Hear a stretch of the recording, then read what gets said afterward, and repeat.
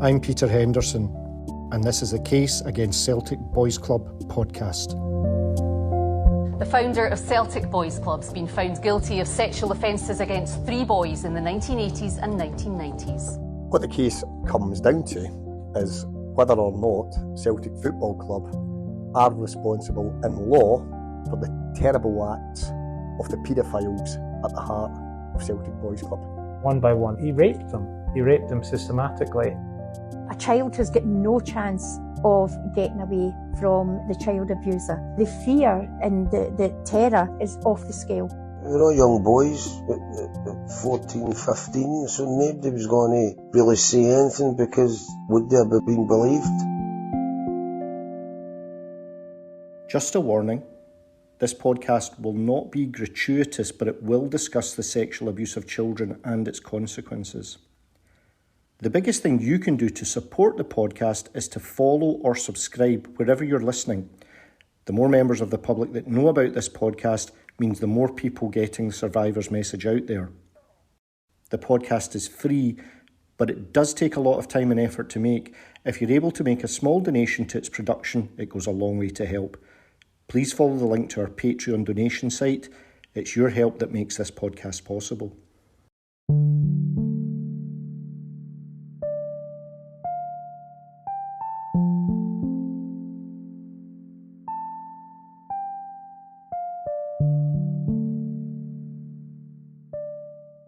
Hello, and welcome to episode 5 of the Case Against Celtic Boys Club podcast.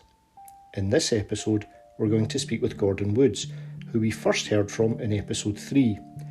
In this episode, we will show that survivors of the Celtic Boys Club paedophile ring can reclaim power over their abuser and secure justice. There's going to be a longer than usual monologue from me at the start of this episode. Apologies for that, but the upcoming interview needs a bit of explanation. Gordon is a survivor of James Torbett, the founder of Celtic Boys Club, who has now been convicted 3 times of abusing young boys.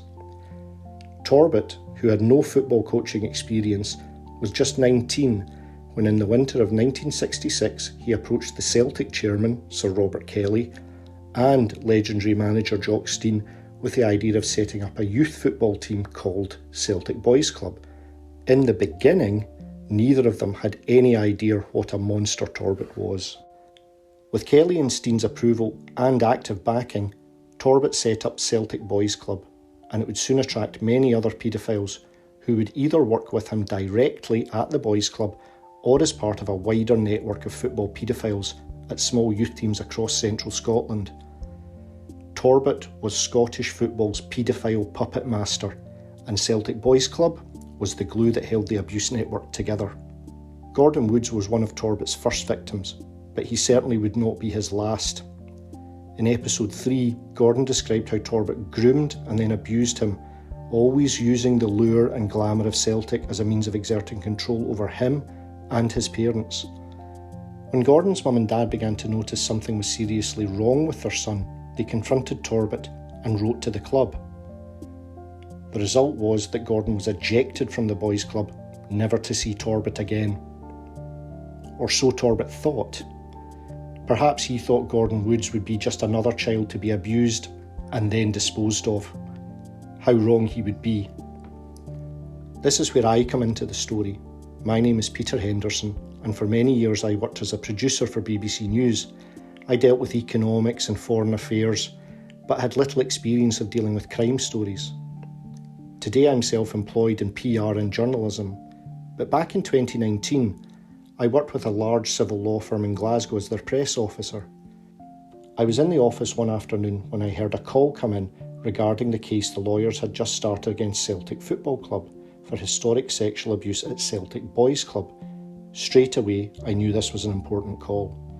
It was Gordon, who was reaching out for the first time to speak about the abuse he had received at the hands of Torbett. The catalyst for the call was that he was sickened by the legal position present-day Celtic Football Club maintain, which is that this has got nothing to do with them. Gordon wanted the lawyers to take on his case, and he was also minded to speak to the press about what had happened to him. But the account he told me was so shocking that I knew if we were to speak to any reporter, then I had to do some digging around first.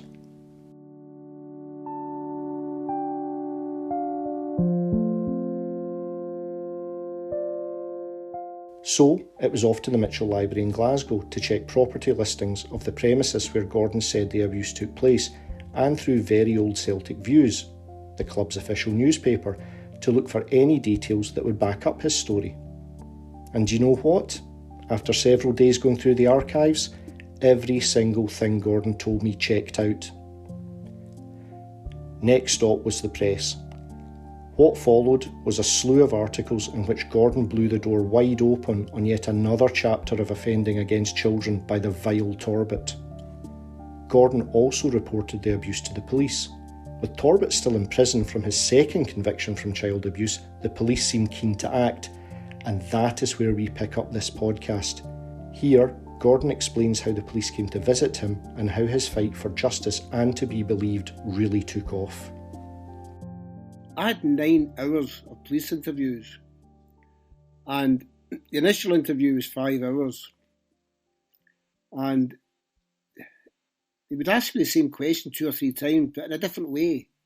We'd always get the same answer, and then a month later, maybe they come back for another 2 hours, and a couple of months after that, they come back for another 2 hours, and that was because the police had to check that I was 100% genuine. And a lot of the things that I said in my interview and in my police statement, they had to do the same as you did. They had to make sure that what I was saying was accurate. I remember at one point in the police interview, me saying to the police, there was 2 police officers here from the specialist unit in Glasgow who'd driven up to see me. And I said to the 2 young ladies, I said, look, I'm going to have to stop for a moment. I said, because I've got to make sure that every single thing I say to you now, I can back that up with vivid memories. I said, because there are many times I was abused that I want to tell you about, but I can't because I'm not 100% sure. I can't remember the whole thing accurately enough to stand in a court of law and say this definitely happened. And I said, you've got to realise that I have got to check myself out every single thing I say to you, because I've got to be careful that I don't start imagining, arms to it that don't exist, and I don't start to exaggerate the issues. I said, I've got to make sure that everything I say to you as an allegation against Jim Torbett is 100% clear in my mind that definitely happened at that time under those circumstances. So the wheels of justice turned slowly, but earlier this year Torbett's trial was to be held in the High Court in Inverness, and you had to prepare yourself to face him. How did you feel?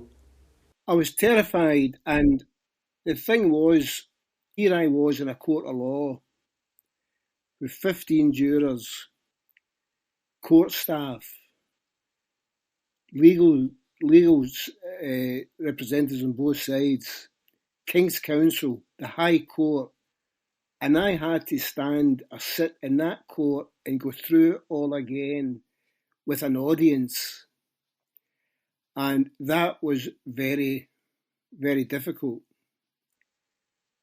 But one thing I did do at the start was I asked for the screen to be removed.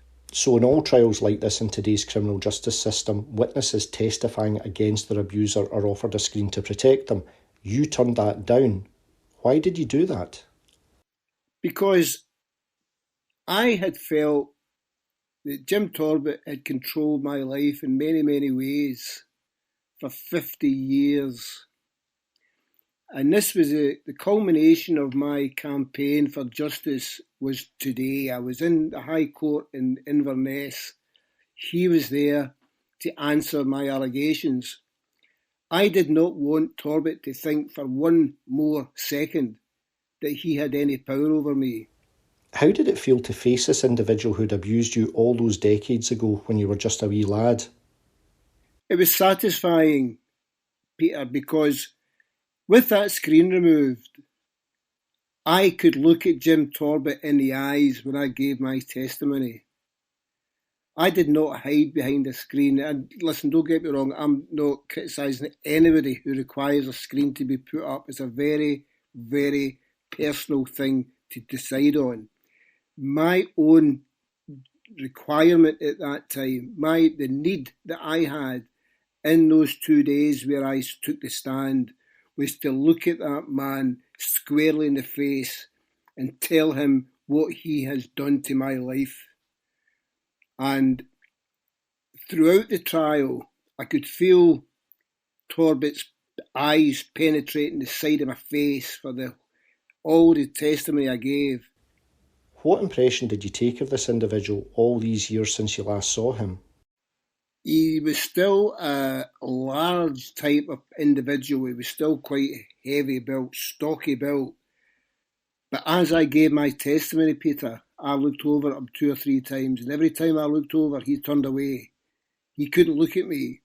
And what I saw, every time he turned away, I saw a broken man. And if I played a part in breaking him, then I am proud to have done so. So Torbett's lawyers began their defence. What did you make of how they went about their business? I was under impression, naively, because I haven't been involved in this kind of case in the High Court and giving evidence and swearing on oath and all. I naively thought that things that were said in court had to be the truth. And then I discovered from the defence counsel the way they were putting questions to me, and some of the things the defence counsel actually stated in court were untruths. They were downright lies. And I stood in the dock on several occasions just absolutely stunned, thinking, how can he say that? It's not true. And on 2 separate occasions, I asked the defence King's Counsel, can I expand on my answer? Because there was more to what I wanted to say, and both times I was refused. And I just felt, I'm not getting a proper opportunity here to tell the whole story. And there was one question in particular he asked me, and it demanded a yes or a no answer. And it didn't matter how I answered it, Peter. If I'd answered it yes or answered it no, either way, it could have been construed that I was lying in court. And to me, this was the dirty games that they play in a case like this. We'll be back in just a moment.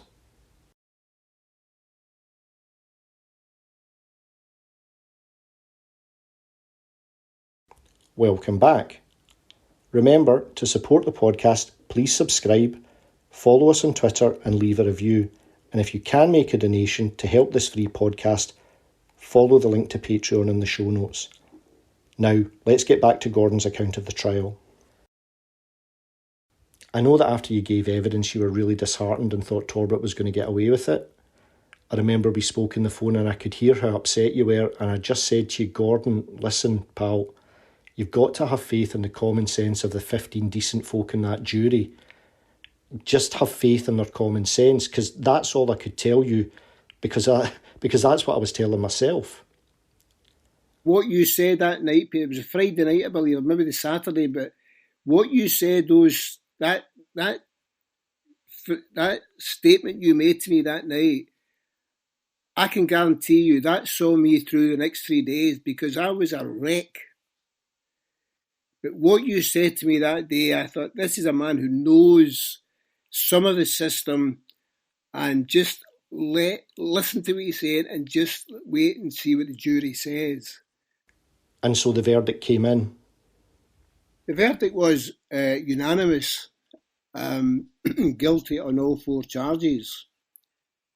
And,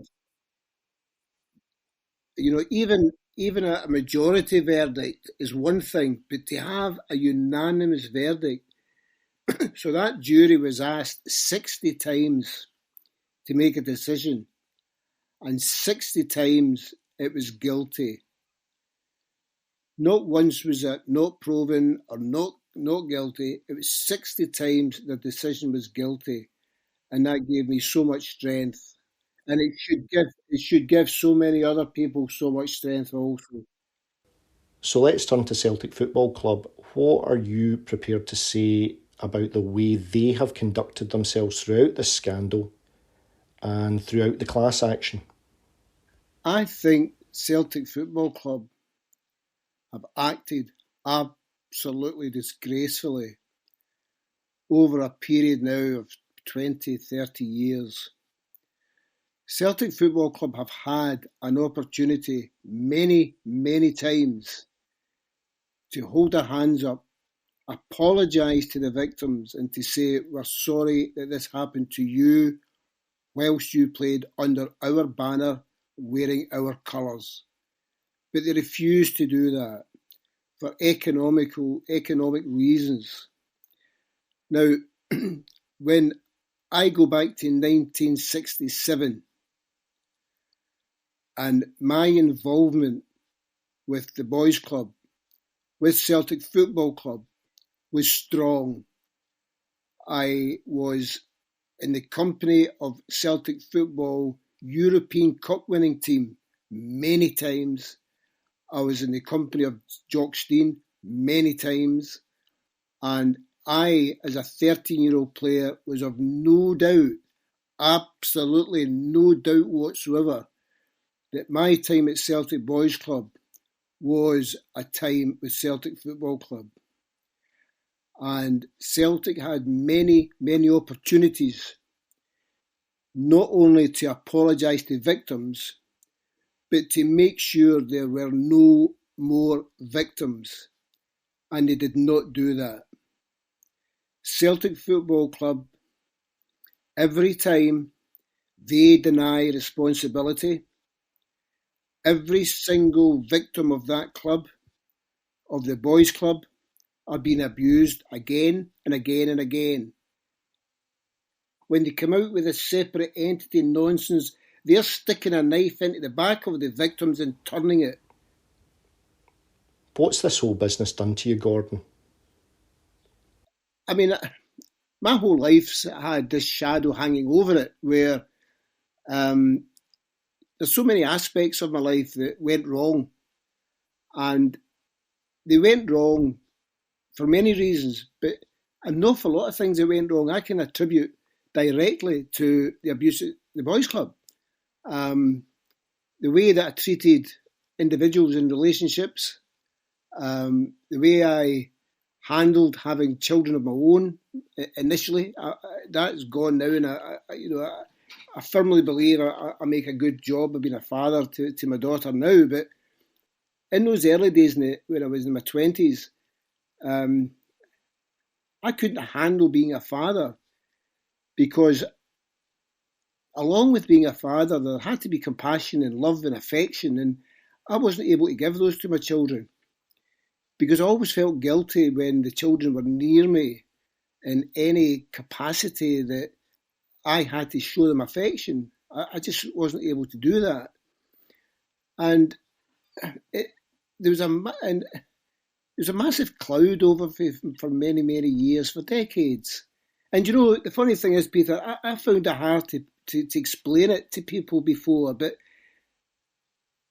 there's a newspaper journalist came up from The Guardian, Henry MacDonald, and he came out with that phrase to me, and he says, Gordon, there's been a massive cloud over you your whole life. And it struck me, and I said, Henry, you've just hit the nail in the head. That's exactly what it's been, a massive cloud. We have asked Celtic Football Club for a comment. We've received no reply. Gordon has just released his own book on Amazon titled Being Put Through Hoops. It's a great read and greatly expands on the detail he's given in this podcast. If you can, please purchase a copy.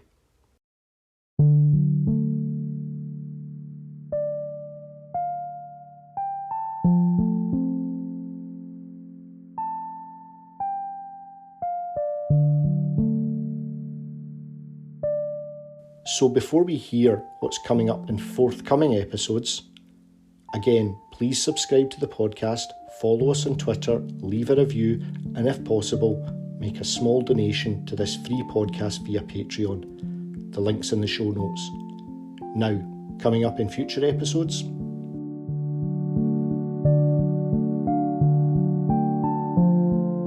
Jim Torbett was the guy who started Celtic Boys Club, along with a guy called Frank Kearney. We started to play them in friendlies. We must have played them 4 or 5 times. They all stood together. I knew they were tight, and they were obviously the guys who were part of this paedophile ring with Divers.